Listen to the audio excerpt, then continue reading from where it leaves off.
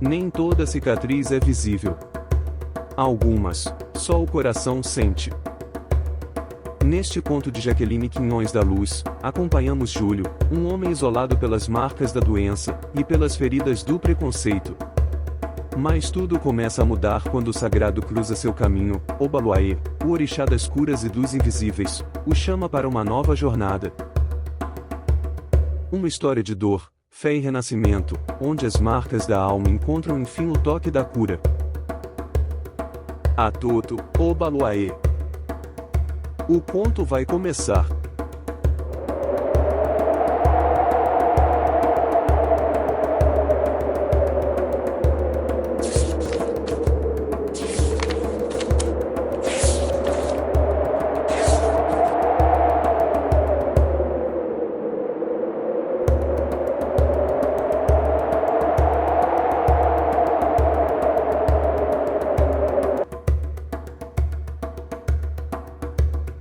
As marcas que o mundo não vê, Jaqueline Quinhões da Luz. Por vezes desejou ser invisível, mas ao contrário, sempre era olhado com repulsa por trazer em seu rosto as lesões da doença. Isso o estava levando cada vez mais ao isolamento. Já não saía de casa para nada, passava semanas sem falar com ninguém. O contato que tinha era apenas com o médico do posto, que vinha vê-lo periodicamente e trazer-lhes os remédios, e isso não via apenas como generosidade, mas empatia, uma forma de evitar os comentários e olhares constrangedores que enfrentava cada vez que ia para a consulta. Júlio nascera com uma doença rara, que em fases de crises abriam lesões pelo seu corpo que infeccionavam e não lhe poupavam o rosto. Já tinha passado por inúmeros médicos e perdera a conta dos exames feitos. Nenhuma medicação parecia livrá-lo daquele mal. Umas aliviavam, mas as marcas ficavam. Sua família, após a perda de seus pais, aos poucos foi se distanciando. Eles sempre o protegeram de tudo. Agora sentia-se vulnerável ao mundo. Já não sabia se seu temperamento era a consequência ou a causa de tudo que sofria. Mas o fato é que parecia piorar junto com sua doença. Isso deve ser castigo. Deve ser karma de outras vidas. Dizem que pessoas assim são ruins de coração. Coitadinho. Júlio perdera as contas de tudo que ouvia, mas certamente as palavras lhe feriam muito mais que a doença, pois deixavam marcas que ninguém via em sua alma. Lembra sempre do aconchego no colo de sua mãe, que acariciando seu rosto com cuidado dizia: "Meu lindo menino, o mundo ainda vai aprender a amá-lo como você merece." Esse dia parecia nunca chegar. Talvez nem chegasse. Era apenas amor de mãe que tudo vê de forma diferente. Júlio lia sobre tudo. No início eram livros, mas com as facilidades da tecnologia, passou a navegar e ampliar seus horizontes. Não saía fisicamente de casa, mas virtualmente percorria o mundo. Em uma de suas leituras, uma imagem lhe chamou a atenção quando estava lendo sobre religiões de matrizes africanas. Era a imagem de um orixá, cujo corpo era coberto com palhas da costa. Nada além dos pés e braços era visto, todo coberto pela palha. Ficou ali pensando como seria seu corpo. Aquela seria uma forma de sair pelas ruas sem que vissem suas lesões. Buscou sobre a história do orixá. Seu nome, Obaluaê, também chamado Omulu ou Chapanã, é o deus iorubá das religiões afro-brasileiras. Filho dos orixás Nanã e Oxalá, irmão de Oxumaré, nasceu com feridas devidos a conflitos entre seus pais. Abandonado à beira-mar, foi resgatado por Iemanjá, que o acolheu como filho e o ensinou a curar doenças.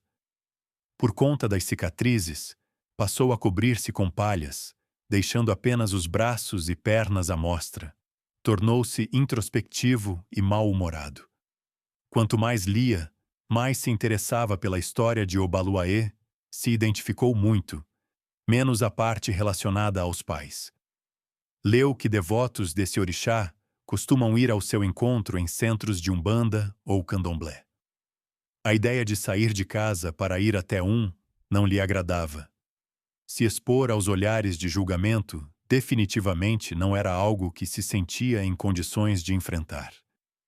Deixou a pesquisa de lado. Aquela noite pareceu estar mais cansado do que o normal e caiu num sono profundo. Teve sonhos confusos.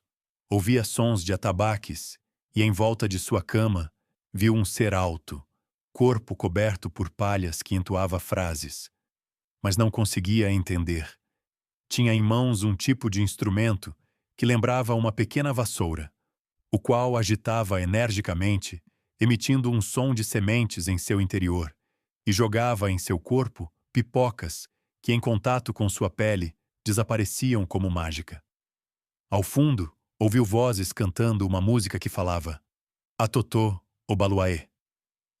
Acordou assustado, olhando para todos os lados, mas não viu ninguém. Quando foi levantar-se, notou próximo ao tapete uma pipoca. Estranhou. Já fazia muitos anos que não comia. Não podia imaginar de onde teria vindo. Nesse momento, as imagens do sonho vieram forte em sua lembrança. Algo estava acontecendo e desafiava a lógica. Correu para o computador e retomou as pesquisas abandonadas. Leu sobre o sincretismo religioso que permitiu que as crenças dos escravizados sobrevivessem ao longo dos séculos e associavam Obaluaê a São Lázaro e São Roque. Viu em uma das imagens um instrumento chamado xaxará, uma espécie de tubo de palha trançada com sementes mágicas em seu interior. Era exatamente igual ao que viu em seu sonho. Júlio sentiu seu coração acelerar, correu até o espelho e notou que algumas de suas lesões estavam secas. Nesse momento, sentiu uma vontade enorme de ir até um centro de umbanda e ficar frente a frente com Obaluaê. Retornou ao computador e pesquisou onde seria o centro mais próximo. Tinham vários, mas sentia em seu coração que não poderia ser qualquer um, mas não fazia ideia de qual ir. Voltou a deitar. Sua cabeça estava fervendo. Virou de um lado para outro, até que pegou novamente no sono. Dessa vez, viu-se no sonho na frente de um lugar, cuja fachada havia pintado na parede a figura de Obaluaê e ao lado bancos de madeira. Havia um nome acima da porta, porém não conseguiu ler. Estava embaçado.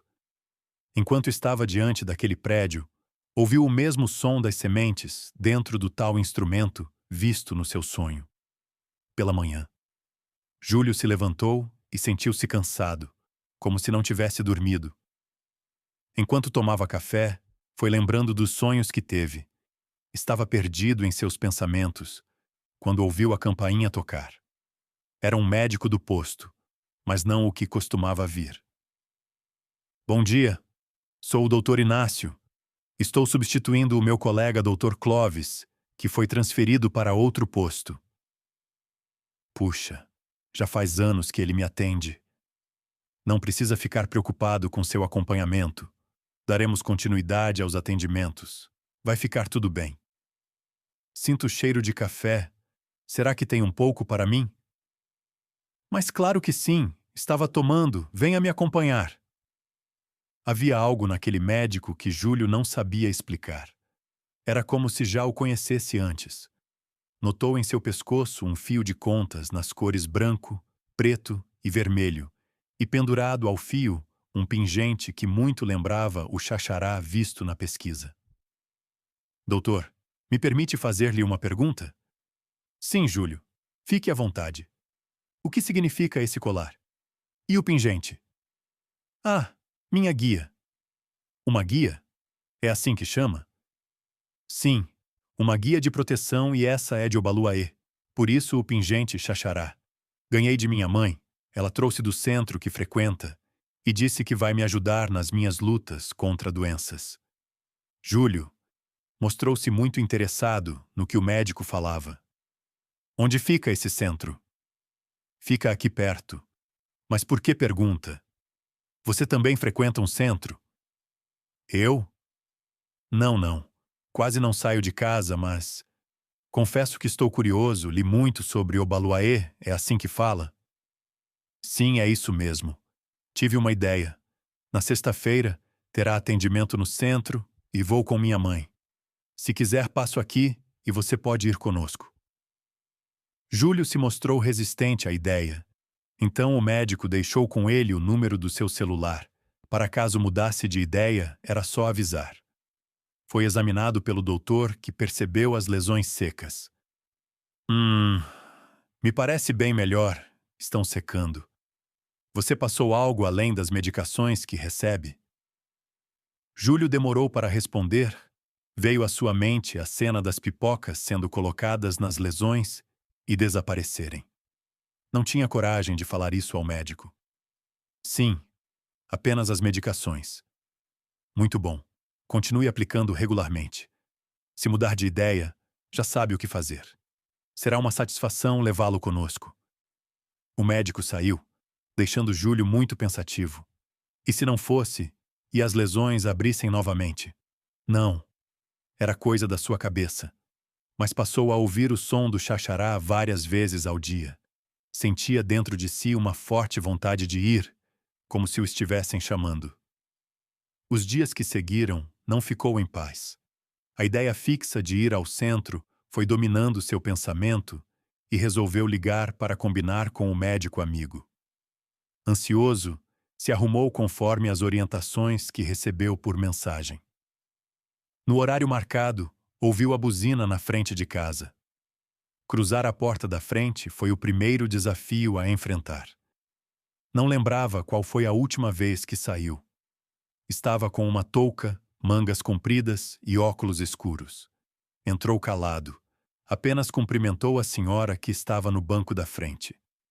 O centro realmente não ficava longe, e quando entraram na rua, enquanto o carro se aproximava, Júlio pôde ver a imagem pintada na frente do prédio.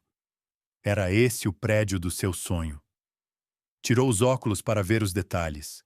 Chegamos. Vamos entrar, Júlio? A mãe de Inácio já foi entrando e cumprimentando todos. Agora era entrar. Respirou fundo. Colocou os óculos novamente e desceu do carro. Seguiu o médico sem nada falar. Sentou-se no lugar indicado.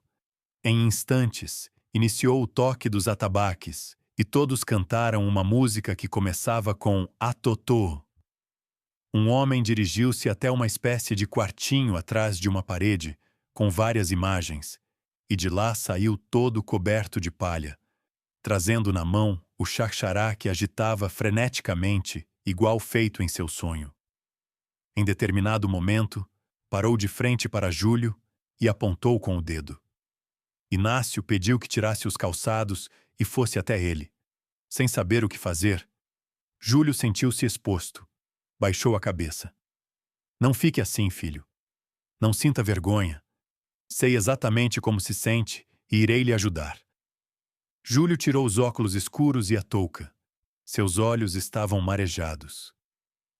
Feche seus olhos, meu filho, e me deixe trabalhar em suas feridas. De uma bacia, o orixá, acompanhado dos outros médiuns, pegava as pipocas e passavam em todo o seu corpo, enquanto pronunciavam frases em uma língua desconhecida. As pipocas caídas no chão eram recolhidas rapidamente com uma vassoura de palha, sem que tocassem as mãos.